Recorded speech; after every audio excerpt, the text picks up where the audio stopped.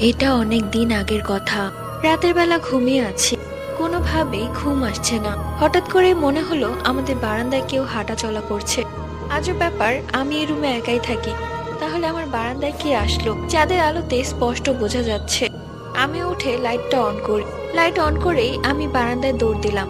দেখলাম কালো একটা ছায়া উড়ে চলে গেল। বিষয়টা খুব অবাক লাগলো। যাই হোক, আমি ভাবলাম চোখের ভুল। এটা ভেবে আমি আবার এসে লাইট অফ করে ঘুমিয়ে পড়ি। পরদিন সকালবেলা খাবার খেতে খেতে মাকে বললাম বিষয়টা। মা বলল, তুই খারাপ স্বপ্ন দেখেছিস হয়তো। আজকে 6 বছর যাবত আমরা এই বাড়িতে আছি, কই আমি তো কখনো কিছু দেখলাম না। আমিও ভাবলাম হয়তো স্বপ্নই দেখেছি। রাতে ঘুমিয়ে আছি, আবারও পায়চারি করছে বারান্দা। এবার উঠে আমি লাইট অন করলাম না, সোজা গিয়ে বারান্দায় দাঁড়ালাম। দেখলাম একটা কালো মানুষের অবয়ব, কিন্তু মানুষ থেকেও অনেক লম্বা। এটা দেখে আমি সেখানে অজ্ঞান হয়ে